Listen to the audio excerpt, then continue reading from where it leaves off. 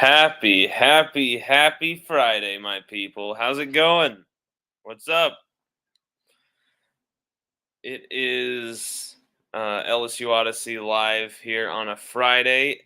LSU spring ball is underway in full swing, opening week in full swing. And I don't know about you, but I've got a really good feeling about what we're seeing from this team, from this defense. It's all things that you would want to see, all things that you're feeling good about. But a lot to be done, a lot to be ironed out for this team from now until fall. They're still experimenting with a lot of different lineups. We're going to go through some of those lineups with you. We're going through some of that footage.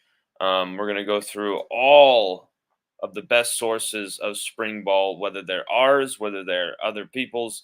We'll do the official crediting. We're going to give you the best show, best sources on this spring opening week as much as possible here today in this show. Joined by my boy Sage. He'll be on his best behavior, though, eating his little raisins and watching Bluey. And we're blown away by this spring ball so far because it's so, doesn't it feel great to see like Corey Raymond, Bo Davis, and Brad Davis hanging out together, like laughing it up together. And you see Corey Raymond coaching the position up, coaching J.K. Johnson up. You saw photos of this. You saw extensive footage of this. And you saw him really honing in there. And then here's Blake Baker working with the linebackers. There goes Whit Weeks. Here comes his brother West. This is footage provided by WAFB. So this is filmed by Jacques Doucet. Yep, sorry, for the first spring in 2 years now. We are not at LSU for the spring ball so far. So that's kind of annoying for us, but we're going to try and do what we can to just still provide the best here. This is interesting right here. Let me stop something. 21? Who is that? Why would 21 be in the, that's Ryan Yates. That's a safety. What's he doing with the linebackers? Let me tell you why. He has been playing the star position recently, the last few practices. I know some media reports may say, oh, he's just a free safety. He's just a this. He's just, like, put him in the secondary exclusively. They have been trying him. It's just not true. They have been trying him at the star position. That has been confirmed by multiple sources very close to the situation. We'll just say that, who have also pointed. And then look at this footage. I mean, it's just quite clear.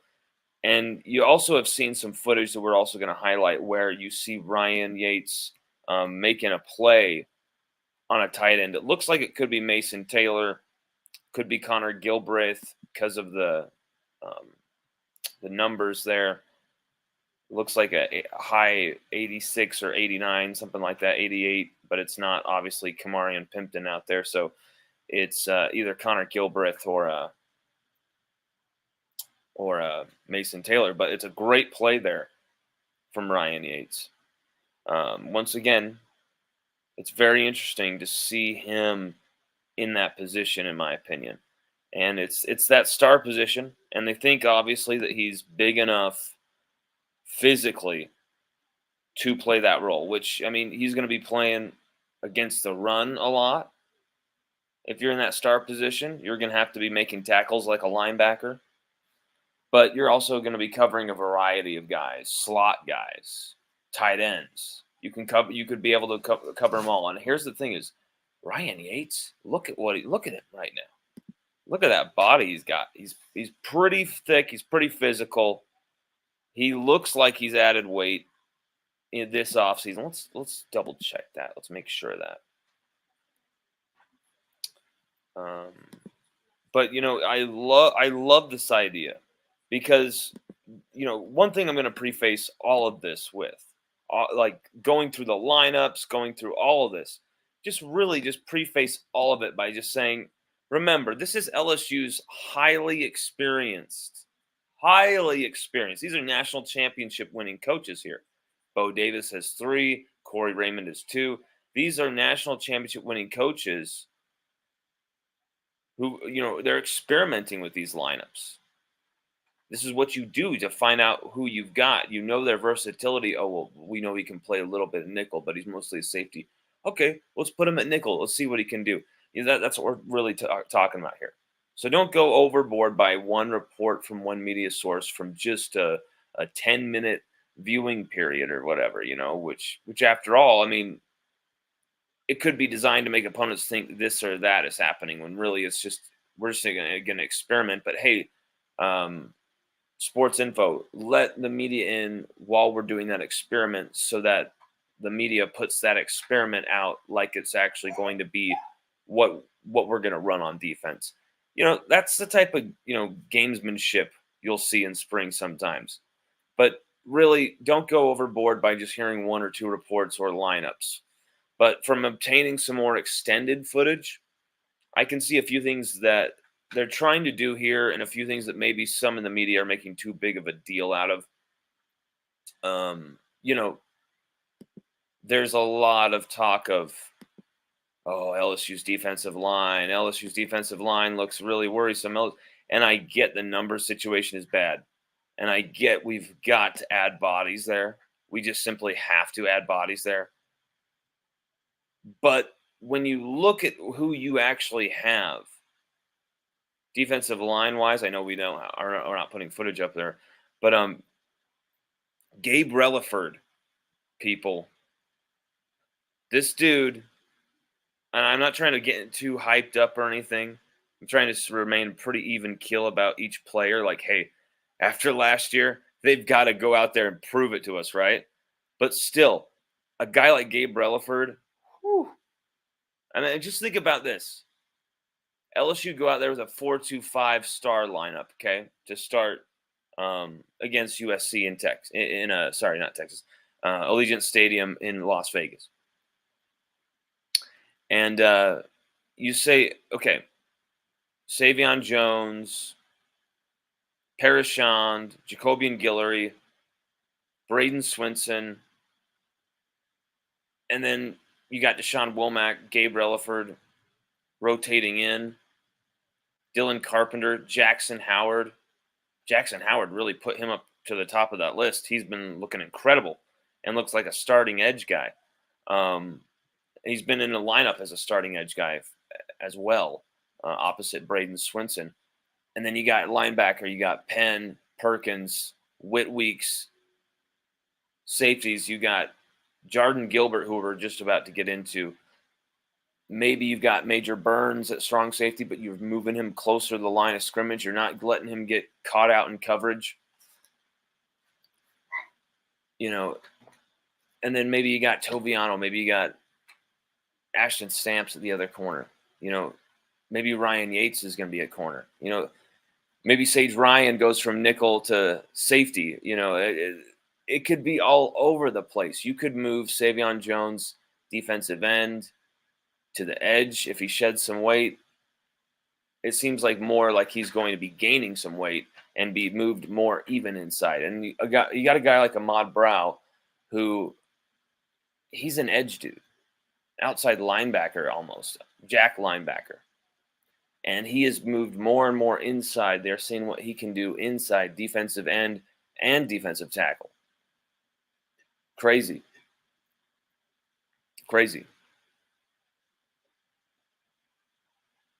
There's Jacoby Stevens right there coaching with the secondary. Love it.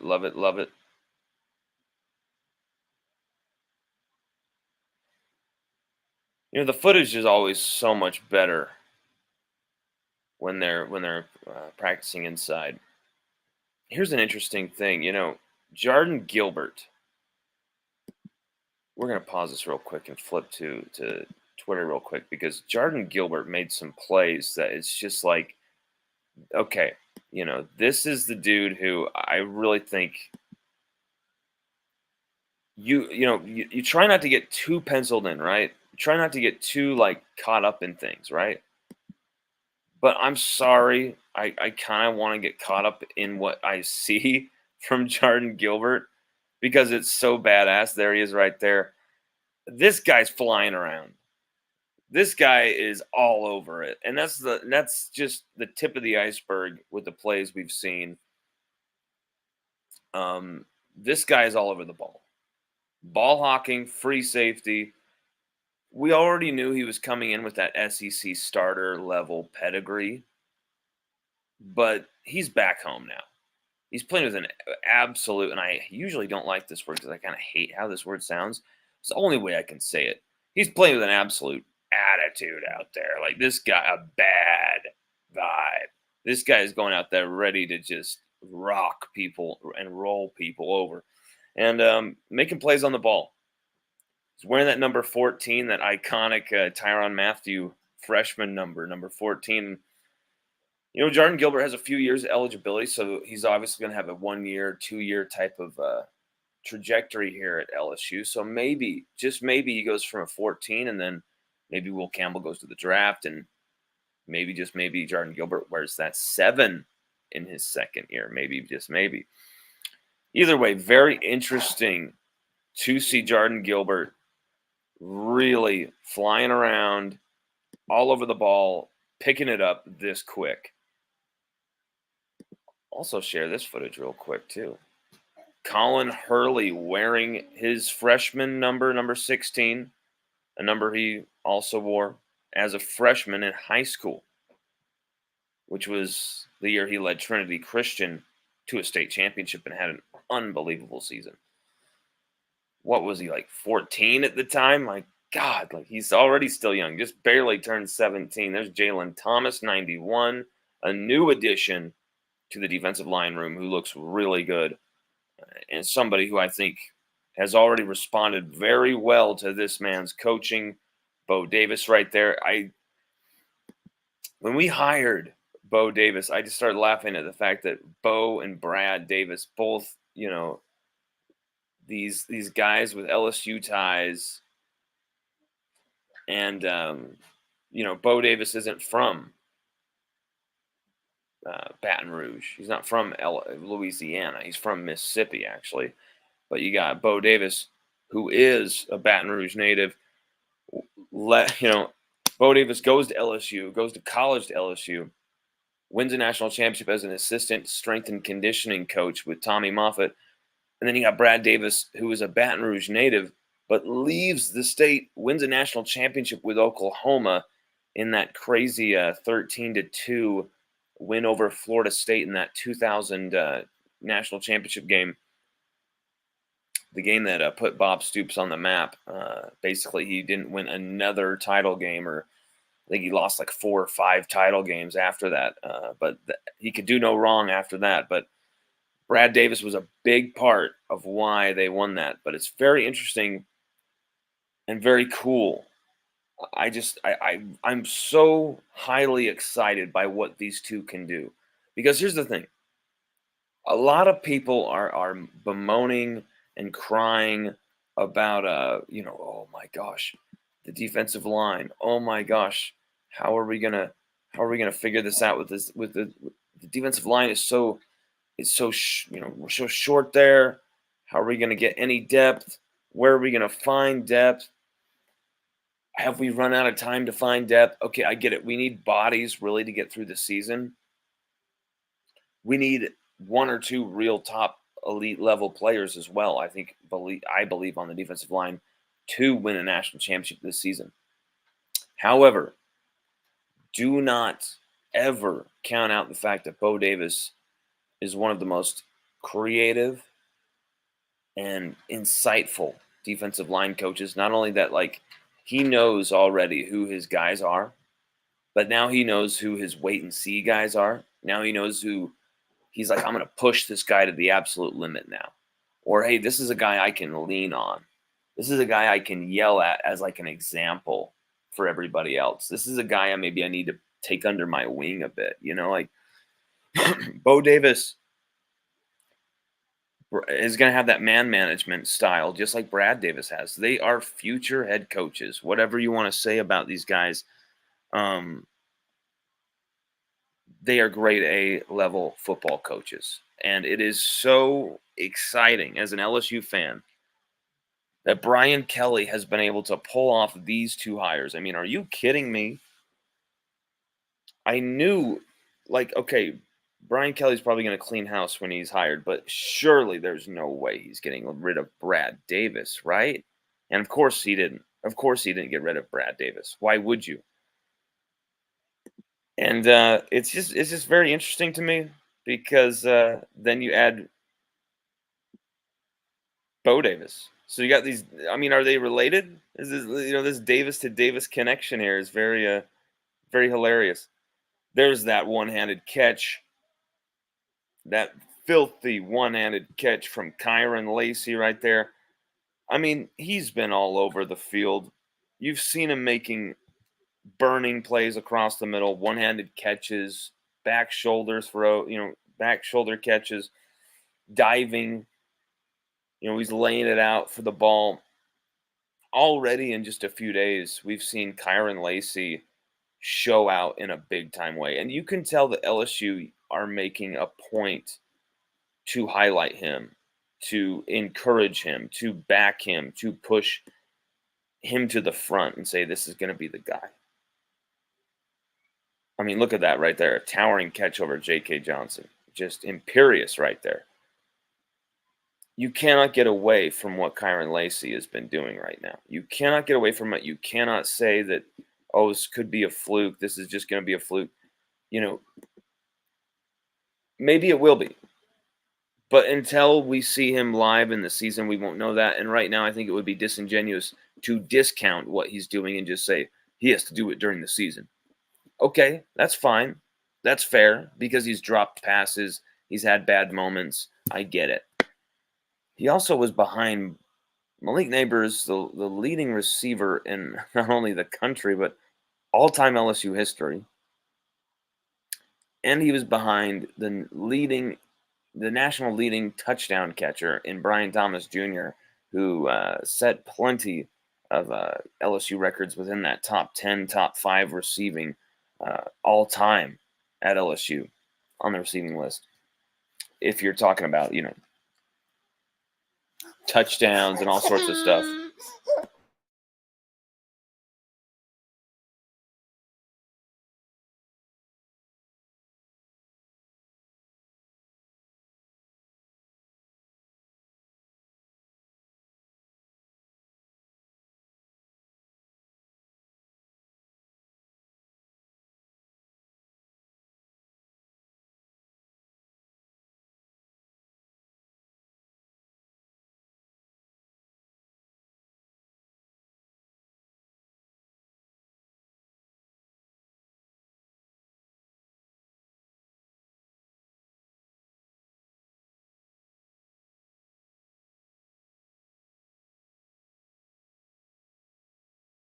There's almost so much going on. It's like hard for me to even hey, let's stop right there for a second. Hey, let's go all the way back here.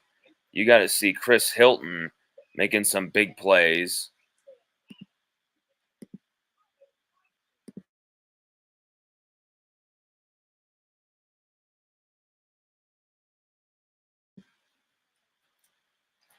Chris Hilton, we've seen some big plays from him already.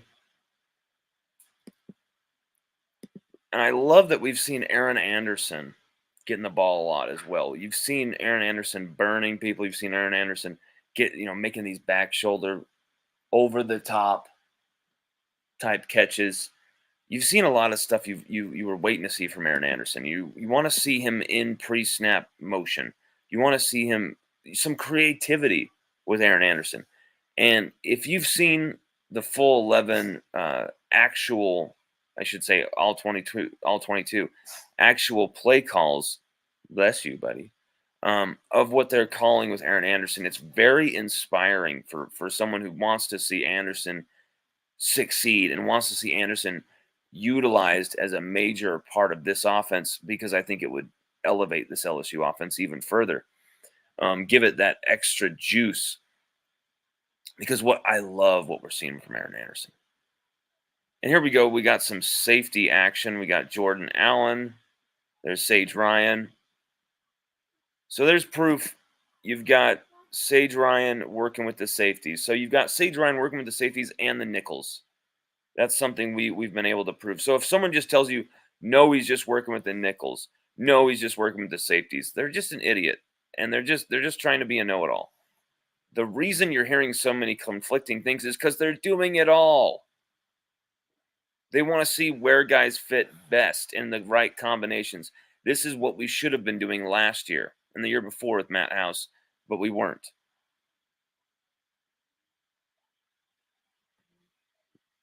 Say hi, buddy. Say hi.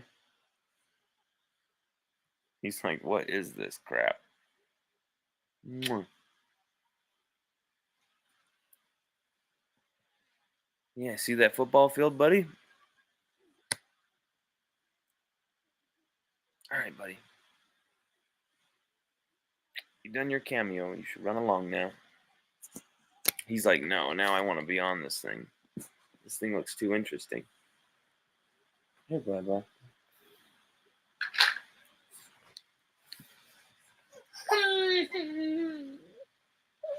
It's all right, Seiji. Here. So I wanted to go through the lineups for that very reason. You know, like, and I just don't think these things should be made a big deal out of. You know, every little thing here. It is worth noting. It is just. They're just very interesting to me, the lineup choices they are making.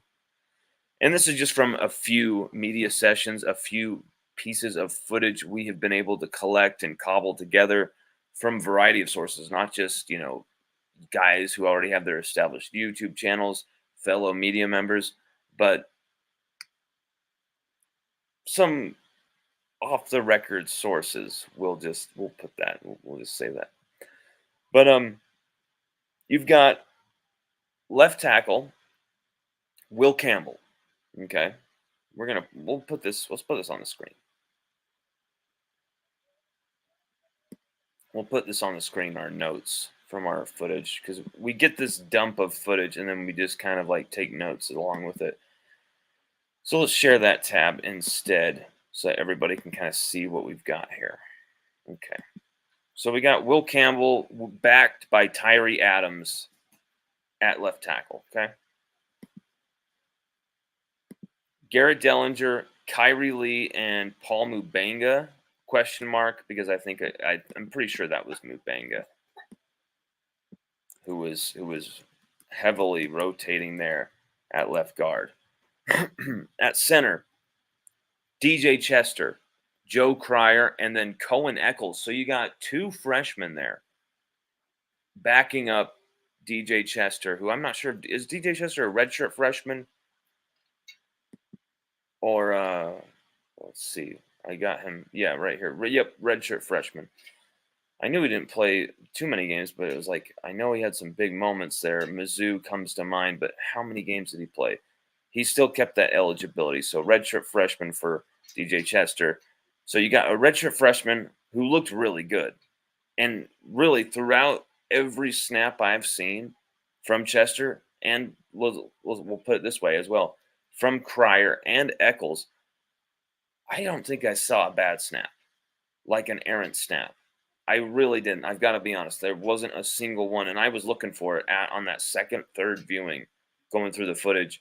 I was like, let's pay attention more to the center play, and nothing stuck out. Obviously it would have if it was a bad snap on the play, anyway, because you see the quarterback have to adjust. The quarterback's, it's quite obvious when there's a bad snap. So I went through it like, did he ever have to kind of go low at the knees just even a bit?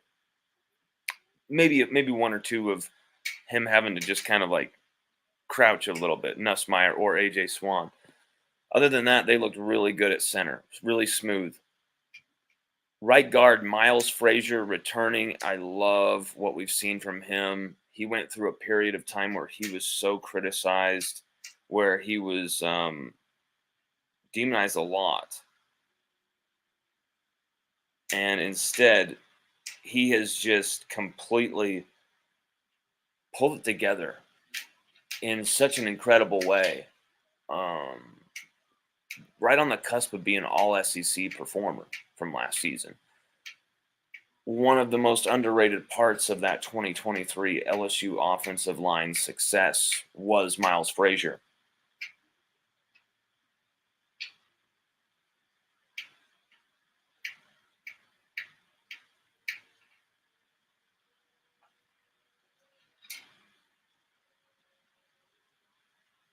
Sorry, that was my mother texting me. She's bringing Chelsea's keys by.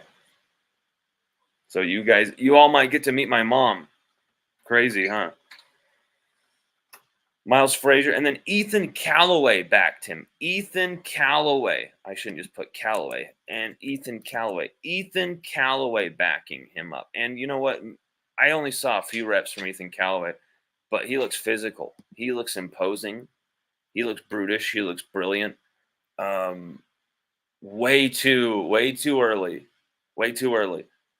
But he looks like a guy who, like DJ Chester last season, could hold his own if required to this year. Just have a feeling, because he's just an angry, badass, just absolute monster along the line of scrimmage. And then at right tackle, you had Emory Jones with Tyree Adams backing him up at right tackle as well. So you had Tyree Adams backing up Will Campbell at left tackle. You had Emory Jones being backed up at right by Tyree as well. And then, interesting, Bo Bordelon, who also did some time at left guard, which we should also put on here as well. Bo Bordelon was that third or second string right tackle. It's hard to tell if it was third or second string, but right in there in that rotation, it seemed like Tyree Adams got the most looks at second string right tackle, but it's hard to tell from all the footage, because of course, even though we're not getting every last piece of footage from practice either, you don't know what the full picture is, and so it's just appreciate that they're experimenting, and that it's quite obvious there's some of these guys are kind of the root guys, some of the base guys they want to build around, right? Like, it's quite obvious at quarterback, Nussmeier is going to be starting, right? No, that was a weird noise. It's obvious, Nussmeier is going to be starting, and he's throwing the ball all over the place, looking really damn good early on here. AJ Swan throwing the ball well as well. I heard he looked steady, he looked confident, he looked comfortable. I would love to welcome. There was someone with the last name Swann, Swann, who just subscribed to our site. Alan Swan. There we go. Yep. Alan Swan right here. So I don't know if that's the father of AJ Swan, but if that is, if he is, I'd love to welcome you as a member of LSUODYSSEY.com, and to the LSU community as well. Seriously, it's awesome that AJ chose LSU to beefing up this team and hopefully be part of something special this season, because this team looks dialed in, and AJ himself looks dialed in. But moving on from quarterback, where you got Nuss, AJ Swan, and then you had, of course, Ricky Collins, who was throwing the ball pretty well himself. And then you had Colin Hurley, who we showed that clip just a bit ago of Colin Hurley really having some nice zip on his throws as well. I mean, he has a great release already at such a young age. It's just a howitzer of a right arm. And really, that's the component about Colin Hurley that's kind of gone underappreciated, in my opinion. A lot of people pay attention to maybe, what could he become as a dual threat? What could he be? And it's like, just watch how he throws the ball. Watch how he manipulates the pocket. Watch how he makes these off-platform throws. Watch how he extends the play. Watch how he keeps that head downfield while using his legs. It's just LSU have something special in that quarterback room. If we can keep everybody, you've got Bryce Underwood coming in next season as well. So, and it's just more continuous riches for LSU's quarterback room. Next year, you could figuratively have Nussmeier. I'm not sure on Swan's eligibility. I think AJ Swan might be out of eligibility after this season. But you would have Nuss, Ricky Collins, Bryce Underwood, Colin Hurley.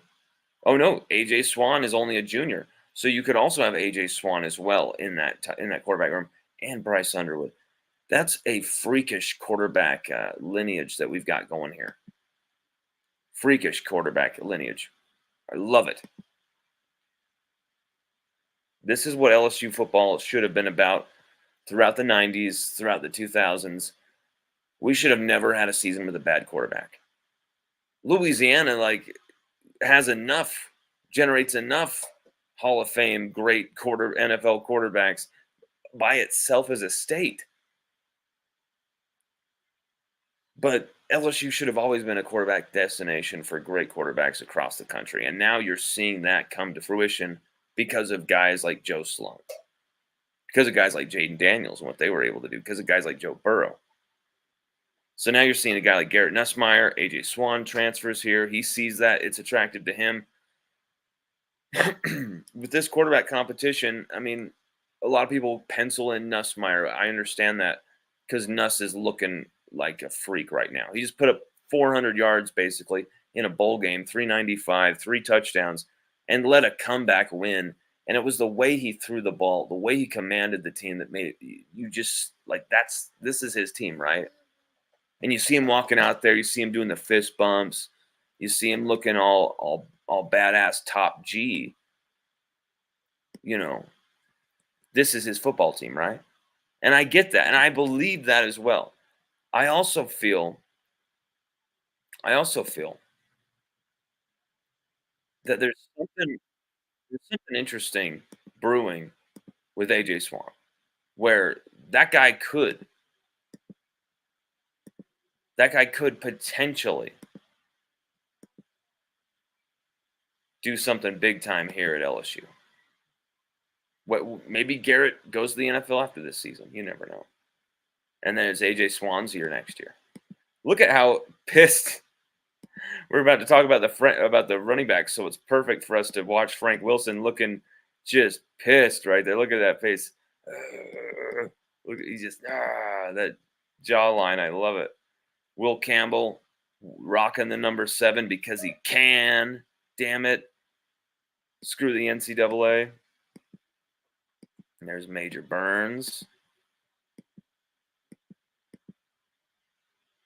Noah Nash just pissing off Frank Wilson in that footage right there for some reason.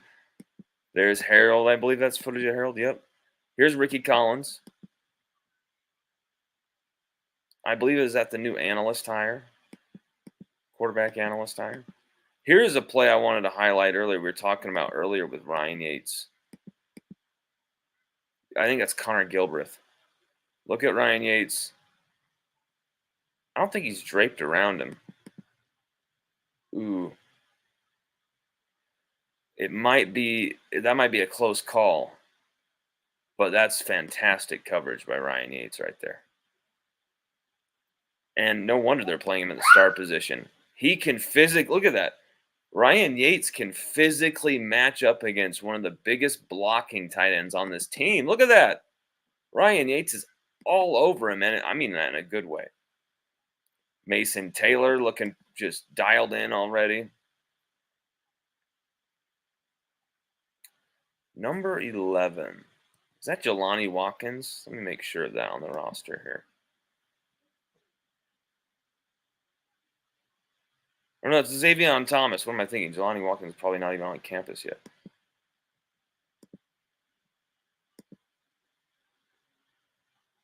Xavier Thomas, first footage really we've got of him catching that pass over PJ Woodland.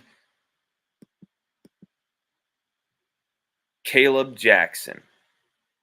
So we're going to, running back was the next position with Josh Williams, who was the first team guy, first few practices. Caleb Jackson also takes first team reps as well. I mean, really, it's going to be Josh Williams, going to be that first running back one, where we need that 4th and 1, 4th and goal. We need those few hard, tough yards. They might give him the ball over Caleb. They might trust him and believe in him. But for me, I feel like Caleb Jackson is going to have that year. Don't you? Don't you believe that? Don't you feel that? We need some feedback from you guys, the viewers here. It's not just, this should never just be me talking. It should never just be one person talking. This is LSU Nation, damn it. Like, let's go. What do you think about Caleb Jackson and what he can do this year too, really? Because he had a fantastic first season, running people over, making plays out of the backfield, not only running the football, but also catching the football. He was dynamic, returning the ball as well. I think he was the freshman offensive freshman of the season as voted by his teammates at that LSU banquet.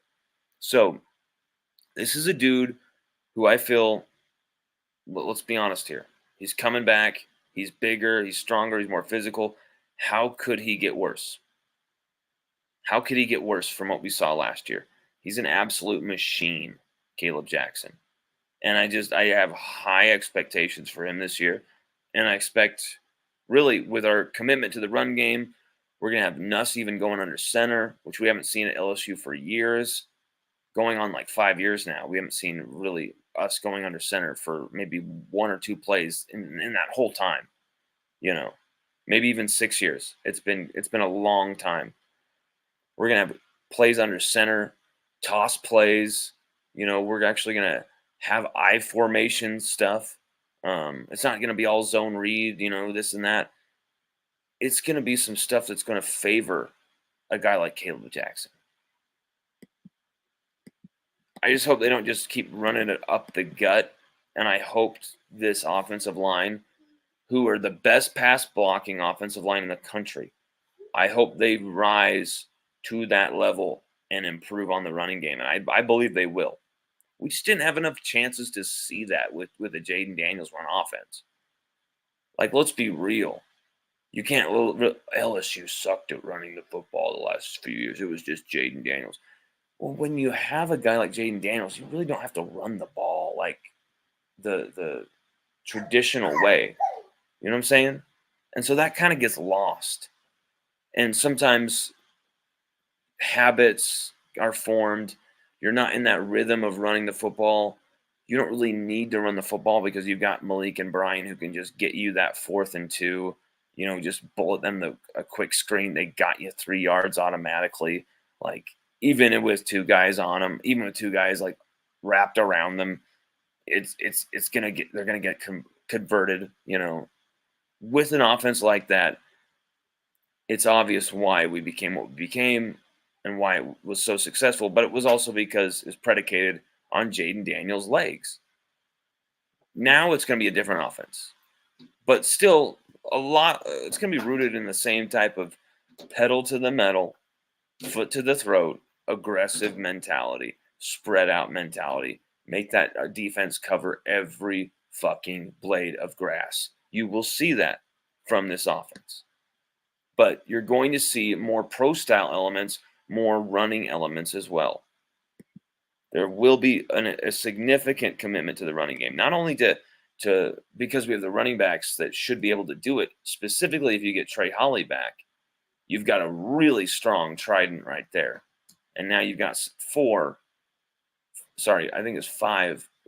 I think really solid walk-ons who Frank Wilson just provided onto the team. Those guys, I think it's a strong running back core, even though it's short. It's maybe there's not enough depth there. But I think what you got, especially if you can get Holly back from suspension, get his innocence proven, then that's a very intriguing room. I mean, obviously, we're not going to feel good about a position group at LSU unless we have 8 guys, knowing us. But with what we have, maybe since we are going to be running the ball more, maybe we do need one more guy, right? Well, maybe that one more guy is going to be Caden Durham, because I think Caden Durham, when he comes in the summer, he's too good to be denied.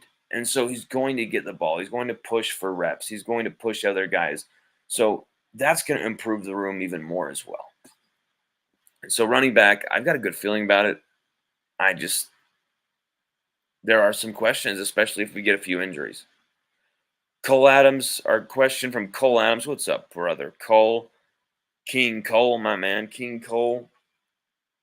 Cole's been watching our shows for quite some time and been a really badass supporter, and I cannot thank him enough. Thank you, brother. Happy Friday. Cole Adams says I was writing and listening, so I couldn't text. Well, I'm glad you weren't texting while driving, my brother. He says I want to see Caleb Jackson catching those balls out of the backfield and then running downhill. We wanted John Emery to. Well, we've seen it already. We've seen there's Cole with a correction. We've seen that already. Our guy Mike Prima, what's up? People from St. Landry, Louisiana, what's up, Mike, my brother?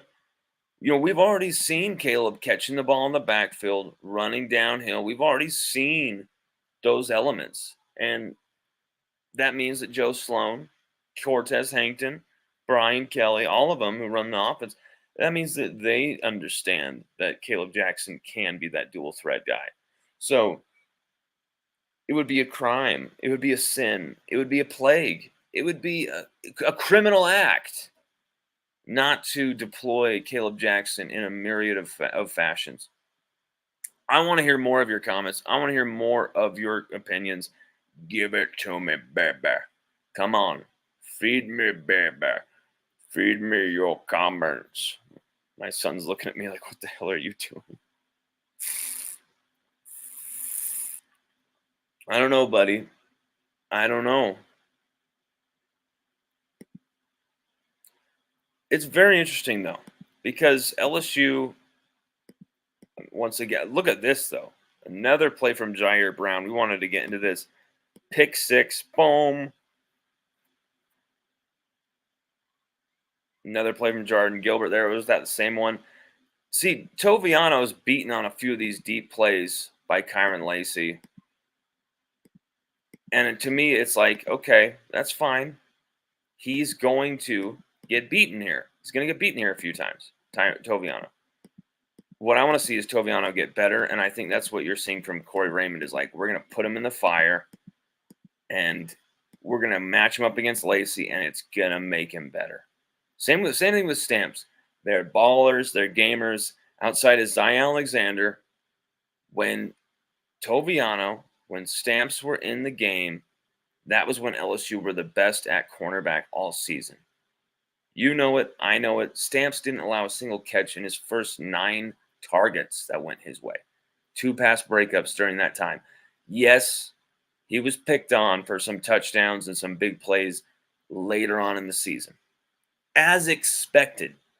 I expect, Toviano to get beaten here by Lacey for some big plays. I expect Nuss to make those passes over Toviano. But you know what I want to expect from Toviano, though? If we keep giving him these opportunities, I expect to see by fall camp, he's making those plays on the ball. He's rising to the occasion there and saying, nope, not over me. Not again. You're not doing this time again, boy. Like, I want to see that fight. And that's what you're seeing, though. These receivers are doing what receivers should be doing. A good offense, an elite offense should be doing to the defense day one, first week of spring camp. They should be kicking the defense's ass, especially with a new defensive staff, trying to figure out the personnel that they've got, experimenting. This is fine. This is going to have so much film.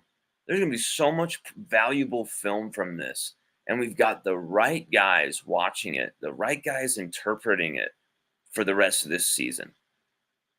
So they're going to see every mistake, every success, every screw up, every failure, every just blatant fuck up. And they can be like, hey, that showed this on that play. That showed me that on that play. Instead of just being like, well, what a joke. Next play. Oh, there, he did good that time because he got an interception. Like, these guys know what to look for. They're not just looking for stats. They're not just looking for guys who check certain boxes. They're looking for the best player possible at every position. And that's what we're going to get.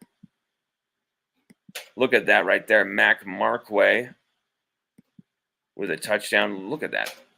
Ooh. Look at that release from Garrett Nussmeier. That thing, you'd think they sped it up with some type of fast motion thing right there. because that's just insane. The type of pop coming out of that wrist. Some Josh Williams wearing my favorite number 27. That's my lucky number. PJ Woodland and Josh Williams are both wearing 27 now. So interesting. This is a play from Jordan Allen. I think that's Kamarion Pimpton who didn't come down with the ball there. Looks like 88. There's another image of Ryan Yates with Jordan Allen out there. Here's Nuss. Line up with a throw. You got Guillory. 92. Oh, that's Lee. That's Jalen Lee. Switched from 96 to 92. Remember that. Jalen Lee is not 96 anymore. Look at this throw from Nussmeier. Oh, my good Lord. And that's to Chris Hilton Jr. Look at that. You want to see that in the hands. You don't want to see that coming through. I know he most likely reels that in. This isn't being reviewed. Okay? It's not being reviewed by some refs, but in a game situation, if it is, I don't know if you're able to see that because of the. Here, let's hide this thing. There you go. You can see that right there. He's letting the ball go through. We've already questioned his catching ability. We've already questioned some drops in some key games. I'm not saying Chris Hilton's going to drop this. I'm not saying Chris Hilton even dropped this. It's quite obvious he catches this pass. But if any part of that ball ruptures against the ground and then goes back into his breadbasket, like, that's fine in practice. They're all cool with that. They'll see that on film and notice that later. Cortez Huntington will. And once again, it'll push him down the pecking order because Chris Hilton, he's got to get those hands. He has everything in the toolbox, as you see. He's got the speed. He's got the downfield absolute freakish nature about him where he's just going to beat everybody that comes up to him in a race. I mean, he's a state champion track guy. Of course he's going to do that. He's got the range, and you got an arm like Nussmeier to throw balls like that for him. But I see that he's also waiting for this ball to kind of get down there sometimes. I want to see Chris jump up for these things sometimes. I want to see Chris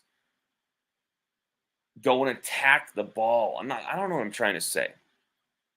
But there's a hesitancy to how he plays the game, a hesitancy how he plays receiver that must be gone by the time fall comes around. And you're seeing this with the ball slipping through. That's going to be called into question big time. And I just hope Chris Hilton can iron it out because I love Chris Hilton as a player. I want to see that guy dominate. I've been paying attention to this guy since 2019. Saw him win the state title game with Zachary, where he went off in the biggest plays of the game to win them that title game. And since then, since high school, he's had injuries sideline him. And then last year, it was really just Brian Thomas Jr. catching touchdowns, Malik Neighbors being the best receiver in college football, and Kyron Lacey catching 7 touchdowns that really just pegged him down the list and kind of hurt his confidence a bit. But he's back. He's gone through a whole season now where he's played without getting hurt. He's fully healthy. No more excuses. I think it's time where Chris Hilton Jr. takes the mantle, says no to CJ Daniels, says no to Xavier Thomas, says, this is my job. I was here first. You're not taking my job. I've been waiting for this shit behind Brian Thomas Jr., behind Malik Neighbors, behind Kyron Lacey. It's my time. Like, that's the type of attitude, that's the type of mentality that it's going to take for him to fight those guys off. Look at that play from Kyle Parker, high pointing the ball against Ryan Yates in coverage. And this is probably Ryan Yates covering Kyle Parker in the slot too.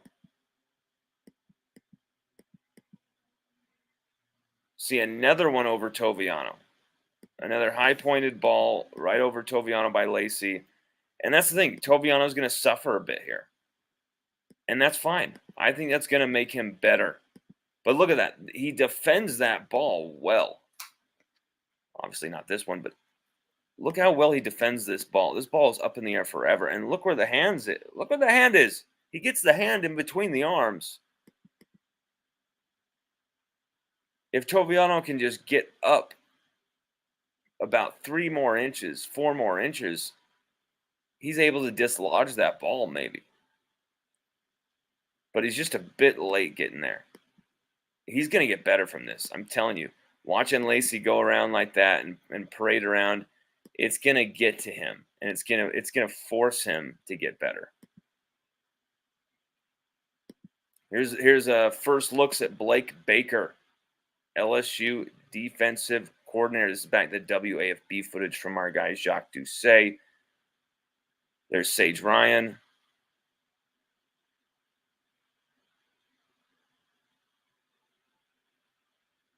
Wait, no, that's Jake Olson. That's not Blake Baker. God. Yeah, it's Blake Baker. What? I'm sorry, that's Jake Olson. That's not Blake Baker. Okay. 22. That's a new transfer. I know. Or no, that's Joel Rogers, right? That's a freshman, right? That's Joel Rogers. Yep. Joel Rogers, 22. Kylan Jackson, 23. Those are 2 guys to keep an eye on, and those numbers. Jair Brown, 17. You saw that play as well earlier. Toviano, 25. Ashton Stamps, 26. Jeremiah Hughes, 29. PJ Woodland, 27. Really keep an eye on all those numbers. Here's a good look at Sage Ryan, though. Mike Prima says, I think Caleb Jackson. Dude, it's Caleb. Caleb. K-A-L-U-P. I'm sorry. I'm not someone who makes fun of that type of stuff usually, but that's funny. You almost called him Ketchup. You almost called Caleb Jackson Ketchup Jackson. That's all I gotta say. But our guy Mike Prima says, I think Caleb Jackson gonna have 1,000-yard rushing this year and 8+ touchdowns this year. I do too. I believe that he could have a 1,000-yard year. I believe maybe 10 or 11 touchdowns. I could see it. I feel like this is an unstoppable, irresistible force. And I feel like out on the field, he's got the moves. It's like a playground for him when he gets the football. And almost anything is possible with the ball in his hands. It's like this guy is going to score on any play from anywhere on the field. And when you have a weapon like that, and hopefully the opponent understands that that's who they're up against, because when you have a dude like that who can score on the field at any time from anywhere on the field, just right behind you, and you've got all these talented receivers, you've got that reliable tight end core, you've got that really, really good offensive line, that epic offensive line, then you know that you really have something special here.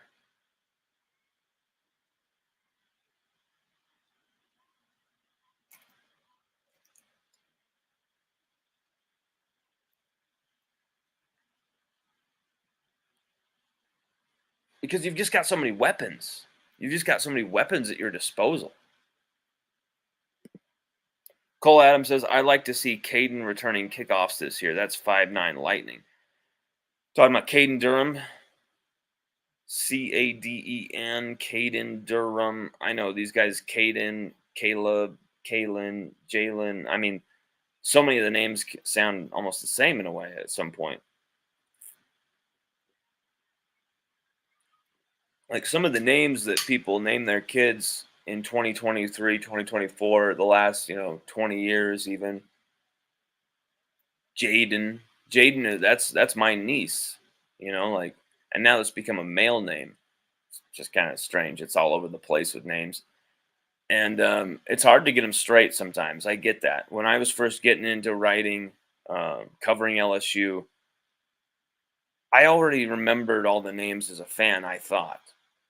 But then there was that extra 20 guys, those extra 19 guys on the team that walk-ons, really fringe players on the team that you didn't really see a lot of, who that could be troubling to remember everyone, all the stars, all the second, third tier guys, and the walk-ons all at the same time.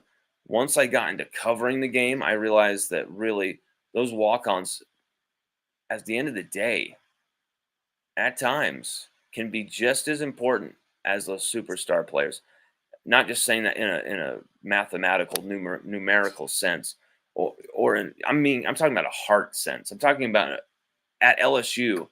If you're good enough to be on the team, even as a walk-on, there's something about you. Those three letters are going to follow you for the rest of your life. There's something about you that says you could be that guy for this franchise. There's something that's impressive. And there's a lot of walk-ons, I'll say a fair share of walk-ons, maybe not a lot, but a fair share of walk-ons who've gone on from LSU to do great things.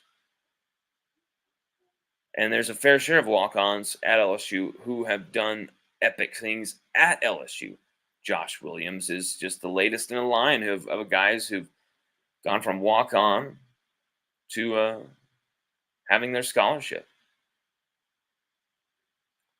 Same goes with Giovanni Peterson, the tight end as well. Giovanni Peterson, mostly a blocking tight end, but Giovanni, he got a scholarship as well, which was awesome. Walk-ons supplied that scholarship. You see, you got Sage Ryan here, interesting. You got the safeties, Nichols as well. Joel Rogers, Jordan Allen. So you got the safeties and Nichols kind of practicing together here. Ryan Robinson Jr., who I think is a fantastic player. I think he goes far too unmentioned. Here we go. Defensive line, Bo Davis's defensive line. If we turn on the volume, you could probably hear him saying, there's Jalen Thomas right there. And I like that Bo Davis that rep.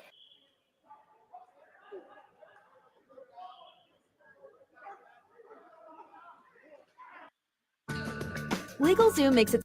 Good God, LegalZoom. Those commercials, just people look like aliens on those commercials. I swear to God, like they don't even look real. Like what? That woman looked like a AI digital recreation there.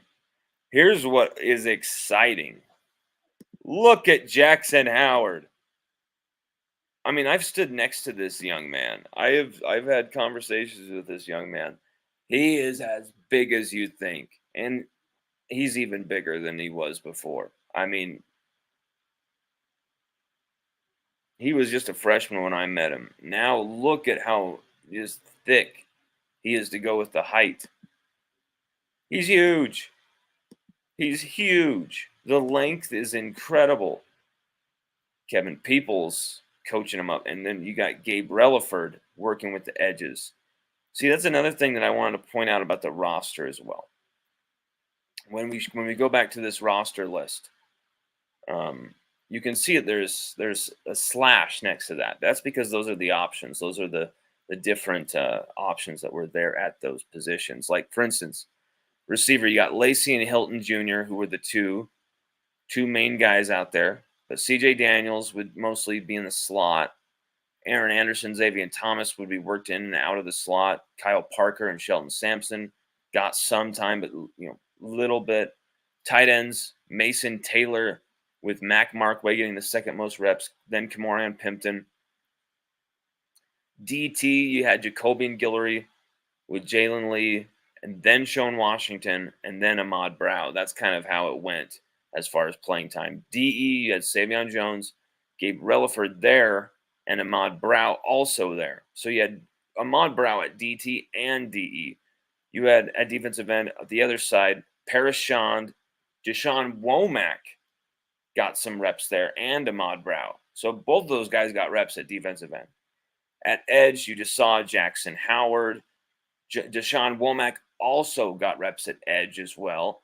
And then Dylan Carpenter. At the other edge spot, you got Braden Swinson and then Prince Malbrew, a dude we've interviewed a few times here on the show. Awesome, awesome guy. He's got some funny Instagram content as well. Go check out his Instagram. Dylan Carpenter also on the other side of the edge. So both edge sides for Carpenter. Linebacker, you had Perkins backed by Whit Weeks. Other linebacker, you had Penn with West Weeks behind them. So they're just using those two linebacker spots. At that nickel spot, you had Sage Ryan, Joel Rogers, and then we should also add here, Ryan Yates was playing that kind of star position. Cornerback Stams with Jair Brown in behind had that pick. I don't think it was a pick six, actually. I think it was a pick and went out of bounds. Toviano on the other side burned on a few touchdowns by Lacey, but you can tell Raymond kind of wants him to start there. You know, J.K. Johnson in behind as well. You saw Raymond working a lot with J.K. Johnson. Jordan Gilbert, like I said before, you've just booked him as a starter for this season. Unbelievable anticipation, and he's an absolute freaking baller. Just a baller. Sage Ryan also getting work at free safety. Ryan Yates also getting work at free safety. And Kylan Jackson getting actually a good share of reps there. Strong safety, Major Burns, backed by Jordan Allen. And Jordan Allen had some great plays at strong safety. He jarred the ball loose with some awesome hits.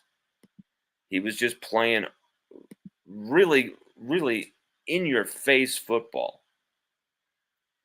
Just badass, kick-ass football. And we haven't seen that at LSU in a long time. Aggressive safety play. And he's kind of a throwback, the way what we are seeing from him. And Jordan Gilbert reminds me of that type of era as well. Getting two guys like that back at the safety spots for LSU. Man, we have some great options at safety. That's why if Major Burns is going to be a starter for LSU this season, he better be better than all those guys. He better be better. He better be miles above, Sage Ryan. He better be miles above Ryan Yates, Kylan Jackson. He better be miles above Jordan Allen. You've got to just put him at the strong safety spot as well. Move him close to the line of scrimmage. He got caught out in coverage for 6 allowed touchdowns last year. So Burns has to. This is the season where he's really got to deliver. He's really got to up his game. Or there's guys who are going to be coming for that position. There's Deshaun Womack and Gabe Relaford working reps together. Beautiful sight, isn't it? And Relaford, as one source told us, looks the size of a bus. These guys are huge.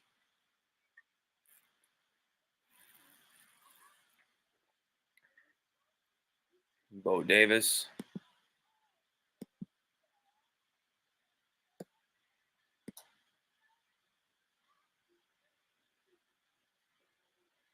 Joey August. That was the one he just said, Joey August, what the hell are you doing right there on that play?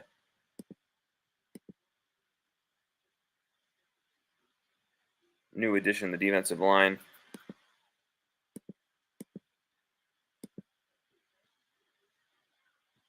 Interesting. He's kind of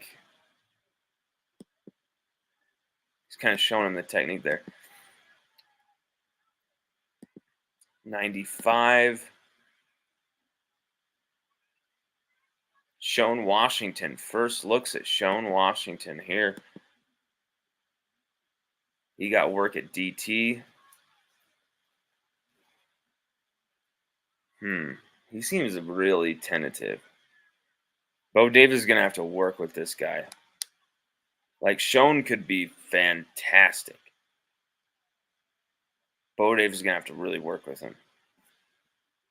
And here's Chemo. Here's Chemo Macchianoli, who's moved over to defensive line, DT, to really get that. And you're seeing Bo Davis, he's not so like, lighten up, man, and hellfire. And he had a few moments like that over the first few practices, like everybody did. But, like, you can see he's actually got a lot of patience for these guys. Love to see that. Here's some more of Jake Olson, Jordan Allen, Joel Rogers, 22.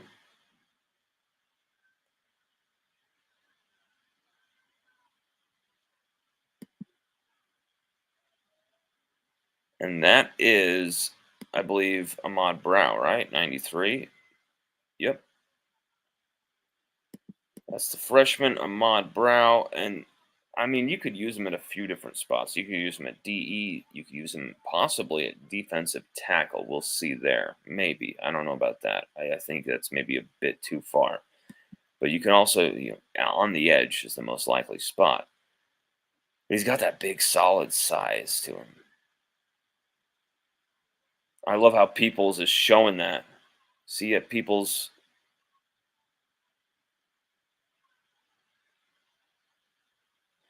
That's why that guy was a Broyles Award finalist, people. No pun intended, Peoples. There's Deshaun Womack.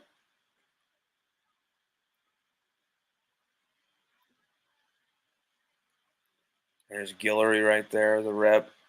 Here's Jalen Lee, the rep. Is this defensive line in trouble?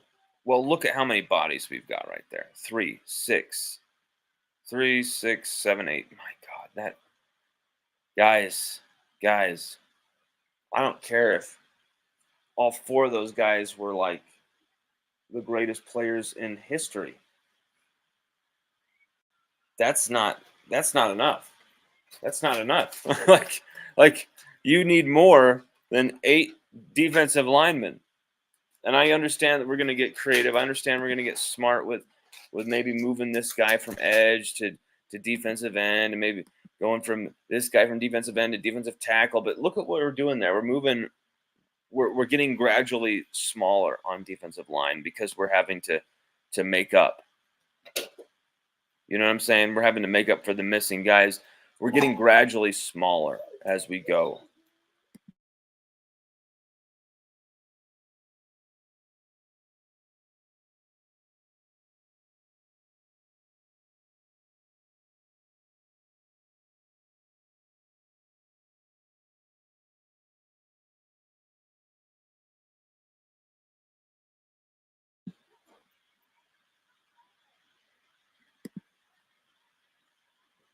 Mike Prima says, get back to the LSU running game of old and just ground and pound all day and run the damn ball down the opponent's throat all game long.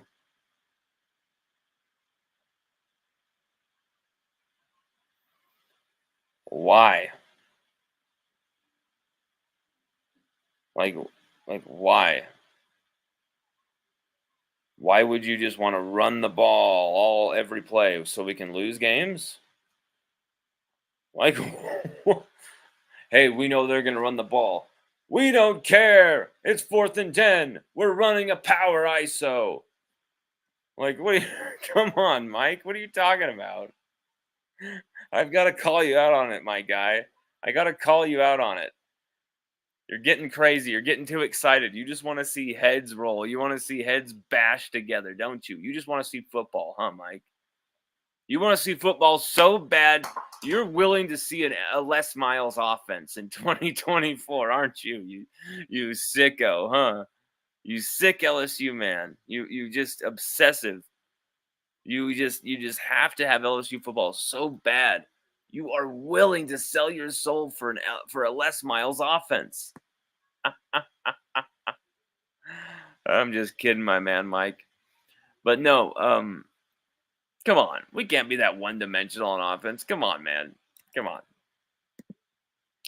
Cole Adams says, love Joel Rogers. Me too, my man. I think Joel, it's interesting that they've said, okay, nickel is the spot for this guy. Nickel is the spot. Okay. I mean, these guys know what they're doing. These coaches, who am I to question these coaches? But I would not peg him into just one spot. If you're going to be moving around some of these guys, I understand you don't want to be moving around every single player on the defensive roster. Then you're never going to be able to make the puzzle pieces fit. But I think Joel Rogers is a guy that you move to safety as well, and you see what he can do at corner as well. You really, I think, experiment with him. I think that's not a problem. But as I said, they've got to have some guys who are kind of locked down at some spots, or it's just going to be crazy. You know what I'm saying?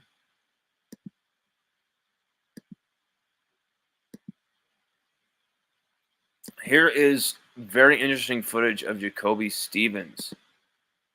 I mean, we've already seen him on staff. We already know he's there assisting, but it's just very cool to see him climbing into this. You know, he's rising here, and he's doing under former coach Corey Raymond, a guy he won a national championship with. Bill Bush was mostly his position coach, but let's be real. Corey Raymond coached, as he coaches here at LSU, the secondary, both of it. It's all under his purview, which makes sense. It all goes together, safeties and corners. And when you have it so separate, neither knows what the other position group is doing. That's when you have busts of the catastrophic size that we had last year.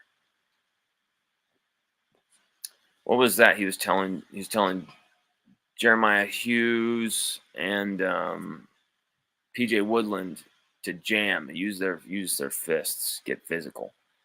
I love it. You see Corey Raymond going, you know, we're going in the right direction after last year where you have guys lining up 15 yards off the ball, 10 yards off the ball, just standing there waiting for a little quick 5-yard hitch. Just give them 9 yards. Why don't you? Just give them, say, hey, ref, just move it from the 16 to the 25. Just move it up. We'll just give them the yards. You may as well have just done that when you have that type of fucking coverage, toxic coverage. And then you see Corey Raymond doing this type of the jam dance. Oh my God. As a football junkie, you're hitting levels that you haven't hit in a few years. Because you know that win or lose, this team are going to be coached well. They're going to be coached right. 12-team playoff or not, this team have what it takes to compete in every game. We have a defense that should be better than last year, markedly better. Here we go with some drills right here, receiver versus corner type stuff, but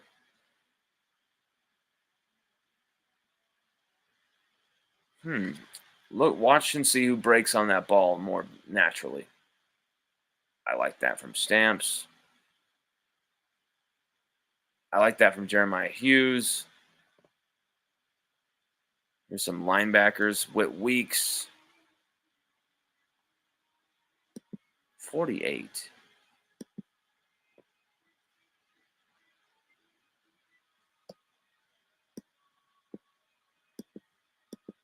That's awesome that you turned on Ween, Sage. I love Ween. Sage just turns on the band Ween. Okay. I'm okay with it. Collage Cobbins, new freshman linebacker.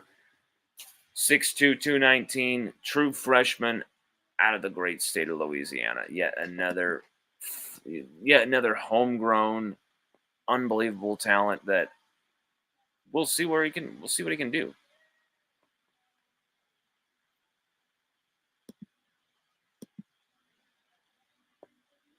Mike Prima says, can't wait to see Caden Durham play at LSU. Me neither, bro.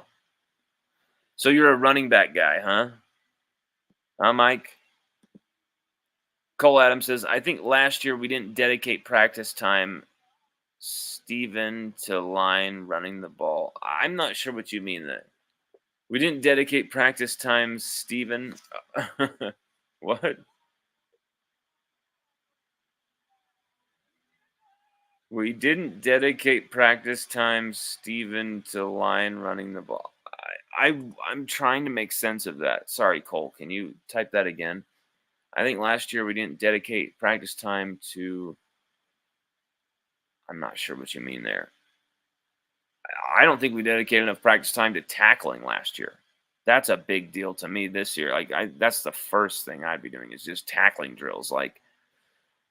We want to avoid injuries, but we're not going to win games avoiding injuries and playing soft every offseason. And, you do that with a very vastly experienced defensive animalistic team that is going to wants to kill people when the whistle is blown. You can be a little more soft that offseason. You know what I'm saying? This is not that offseason. This is an offseason where you have to be dialed in. This is that offseason where you literally need everybody to improve at the tackling because it was just embarrassing last year. I always thought Jacoby Stevens was underrated in the defensive scheme. Doing his job allowed Patrick Queen to go off. Sorry, that was from Cole Adams. King Cole, our buddy King Cole says, I always thought Jacoby Stevens was underrated in the defensive scheme. Doing his job allowed Patrick Queen to go off. Dude, hell yeah, Jacoby Stevens was underrated in that 2019 scheme. Jacoby Stevens had 3 interceptions for that team. I mean, he was getting tackles, forced fumbles, he was doing all that. But the fact that someone like Jacoby Stevens was able to pull off 3 picks, including one against Oklahoma, that was just a freakish play, by the way. It just tells you that, what an athlete he was. Let's go through it here, right, and see. I know he led the team in tackles or was second in tackles in that 2019 team. I think Jacob Phillips led the team in tackles, but if he was at least second. He had a good 2020, even though we were on a really ghastly, historically poor defense.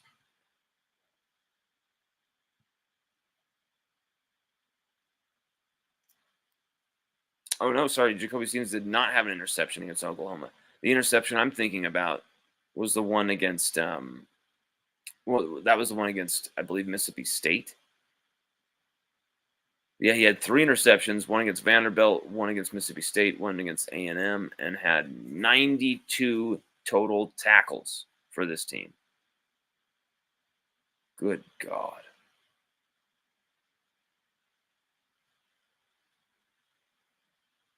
He also had 6 pass breakups, too. Wow. 5 sacks? Jacoby Stevens had 5 sacks. He had 3 sacks versus Arkansas. Jacoby Stevens had 3 sacks in a single game versus Arkansas in 2019. I don't even want to hear about Jacoby Stevens being a bad player. So for LSU. So that means that LSU had 2019, Jacoby Stevens had a 3-sack game. 2020, B.J. Ojulari had a 3-sack game. 2021, Mason Smith had a 3-sack game. 2022, Harold Perkins had a 4-sack game, really a 5-sack game, but they took that one away. So you had 4 straight years where LSU had a guy with a 3-sack game. Unbelievable. Unbelievable. A hat trick of sacks, at least in each year. That's insane. Oh, Cole Adams says, too, yeah, I was trying to comment on one device that missing anything you were saying on the other device. It was picking your comments up in the middle of mine. That's hilarious. I was trying to listen on. Okay, he's typed the same thing twice. He's typed the same thing 3 times. My bad.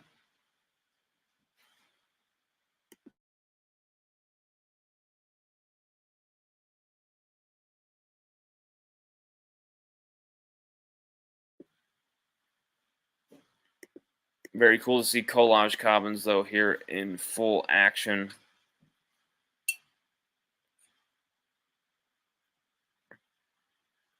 I love how it looks like Jacoby and Guillory, comes out for a cameo in Magic Mike. He's doing that dance. Just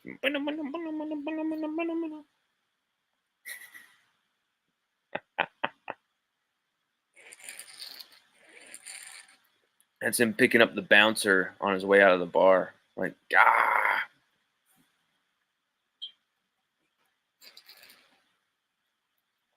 That's Preston Hickey, I believe, 98, right? The fact that I know that off the top of my head, if that's who it is, that's sickening. Shows you the level of my. Yep, it is Preston Hickey. Oh my God, I am obsessed.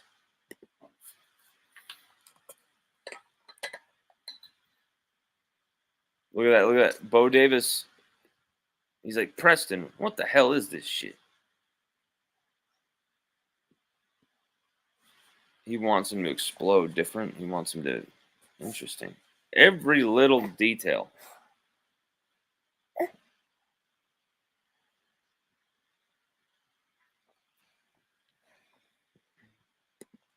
Well, we are going to be doing another live stream of this tonight.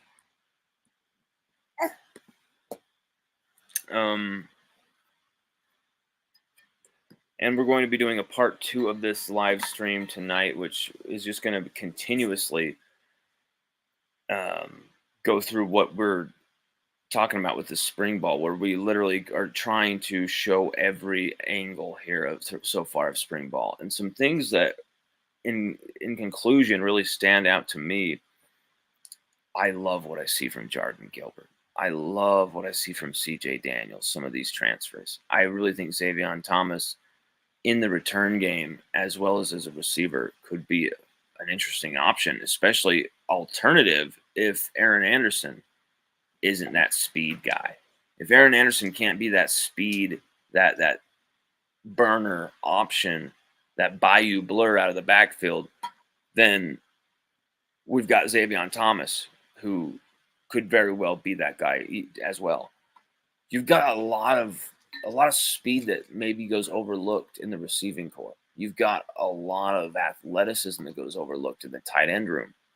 And I think they're going to be used a lot. I think the tight ends are going to be required in some big moments this season, in some big times. You know, TEU is going to be a factor in 2024.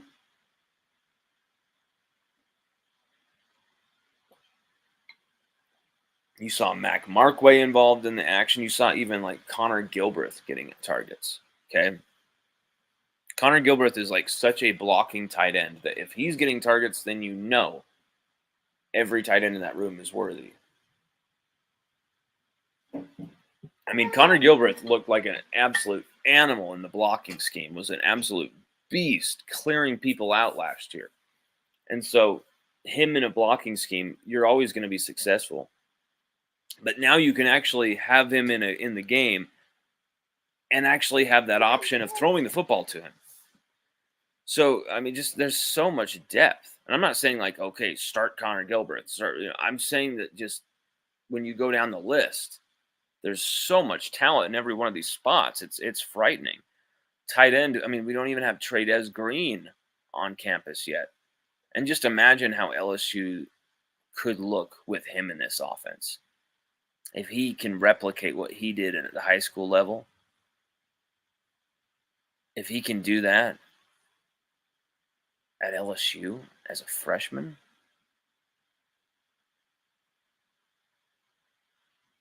things could get spicy.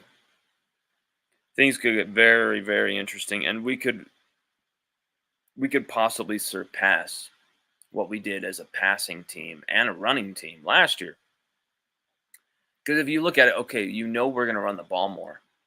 But with a quarterback like Nuss, you know we're going to throw some deep shots. You know we're going to uncork it. You know we're going to take some chances. You know we're going to push that ball down the field. But I think we're going to look for every opportunity to build this offense in games through a rhythm with the utilization of that offensive line. We are going to do everything with this offense led first by that O-line. So that's running the football. Well, you drive right through their face, right through their teeth with the O-line. leading the way. If you're passing the football, will you rely on that offensive line shielding you to make those plays?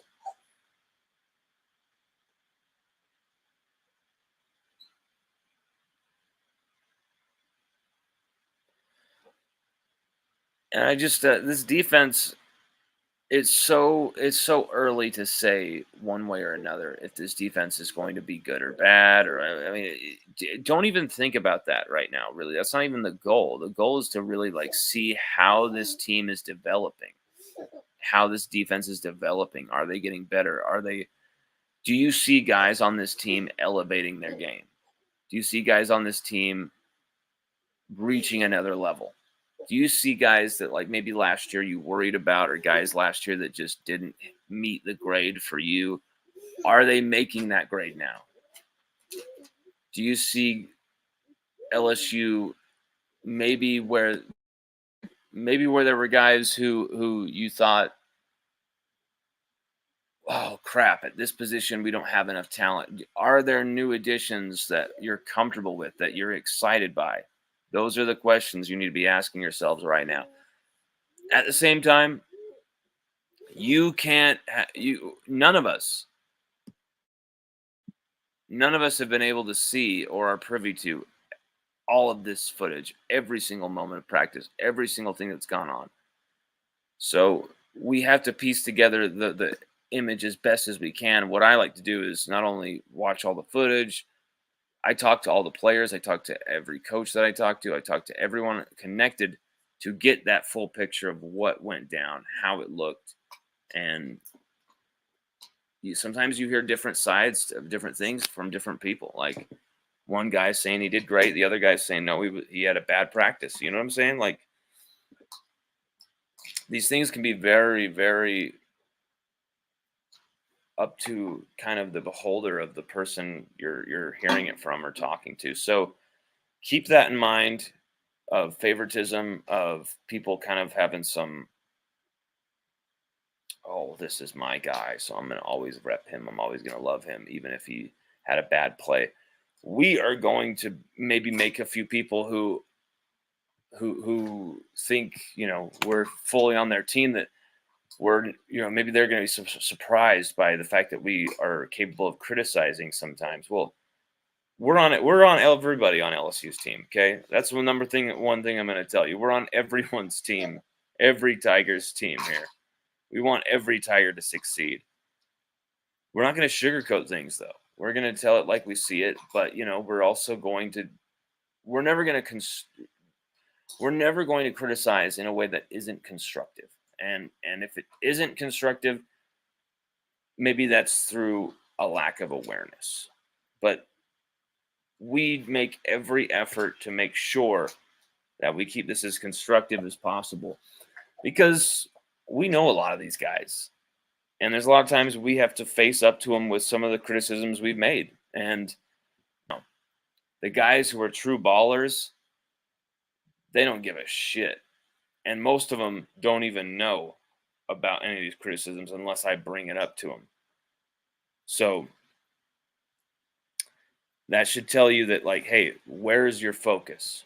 If your focus is on, oh, this media guy said I sucked in this practice like 2 weeks ago and now it's bothering me, like, then clearly you are not, your focus is not where it should be. So, that's another aspect to this whole thing. And I love to see that LSU fans and LSU media haven't gotten too overhyped or too overexcited about certain players or certain things. And thank God Miles Brennan isn't on this team, or else they would be. And so there's really no like ammunition or big juicy storylines or quarterback, competitions for these guys to get obsessed over. And they can just kind of really have to sit there and cover the team for once. And it's been refreshing for me, and it's probably refreshing very much for you as LSU Tigers fans. Cole Adams says, after the girls' basketball game, you meaning we're going to go live tonight? Is that what you're asking? Are we going to go live after the women's basketball game? Well, that game starts at 5. That'd be 5 Central.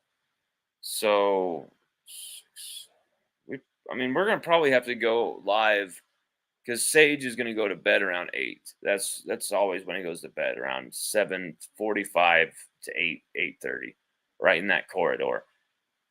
We call it the Sage corridor. Just kidding. No, we don't. Um, so yeah, we'll probably have to go live around something like that, around 5, 6.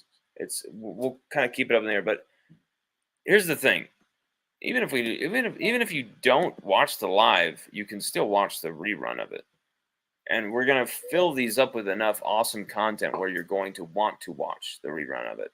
So get buckled in, get ready, because this is just the tip of the iceberg when it comes to our spring coverage. And we've had a lot of fun doing this today. And it's great to see that there's a lot of people watching right now. I mean, this is possibly one of the biggest shows we've ever had, live streams wise, that wasn't during the season.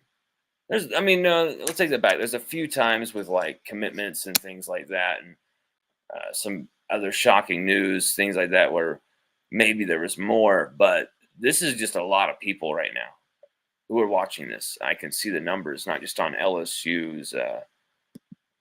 just on Twitter, but on LSUODYSSEY.com. We can see the numbers through the YouTube. We can see the numbers. So there's like 70 something people watching on X. There's over 114 watching on LSUODYSSEY.com. And let's see how many. There was quite a bit on the YouTube.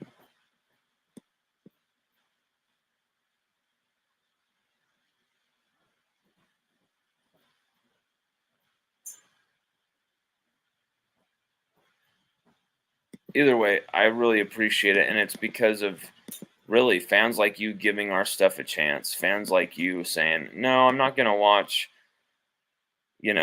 this other person. I'm going to give this guy a chance. That's the difference. That's what it costs. That's what it's about. Is like, that's how close it is between you watching someone else and you watching us. And it's luck sometimes. Sometimes we've got to have something that's going to really deliver. We've got to have something that's really going to make it worth it for you. So thank you.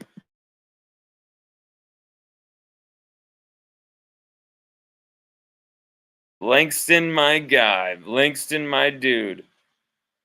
Langston. What's up, my man? Cole Adams says, I think all the defensive players are buying into Blake, Corey, Bo, Kevin, Jake. They're committed to working, and I think it's going to be unbelievable. These guys have more pride than the fans know. And you've got to think that last season hurt them, on many levels, that defensive performance. So righting that wrong, getting that revenge, but not really like playing like a revenge tour. So you can start calling it revenge tour after you've started kicking some teams' ass. After you open the season by beating the shit out of USC 44-12, like after you start that way, then you can start talking. But these guys, they want it. I can sense it. I can feel it. I think you're right on there, Cole. King Cole, my man. I think you're right there. Everybody, thank you so much for watching. This has been epic time. Really good fun. Thanks to so many of you for joining us. And really, I have to take this time to say, really, you're doing yourself a disservice if you're not going to LSUODYSSEY.com and seeing what we have on tap for LSU content, for LSU Tigers fans, because we're covering the spring practices in extreme detail. And for those who've been following us for years now, they know that what we do, what we post, what we break the news, it is legit. We have national credits. We have people who have subscribed for years now on end. No one is going to be giving their hard-earned money in this time to something they don't believe in. And so thank you for believing in us. We believe in what we're doing. We believe in LSU. We believe in LSU football. We believe that Brian Kelly has something brewing, something strong that is percolating for 2024. And I just have a good feeling about this season. We may be, a lack of depth at certain spots. We may have some worries at other positions. I just feel like this is going to be one of those years where it's a wild roller coaster ride, and you're going to want to be buckled in, strapped in, and in the know the entire time. And you're not going to want to miss a minute, because for the real LSU Tigers fans, there's no off season anymore. There's no off season. There's no off button for real LSU Tigers fans, because there's always recruiting.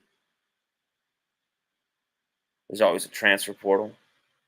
There's always spring practice, fall camp, and then you've got spring game, then you've got fall scrimmages, and then you've got this season now that potentially might be even more extended with the 12-game playoff. So this might be LSU's longest season in the program's history, with a potential of 17 games on the table this season.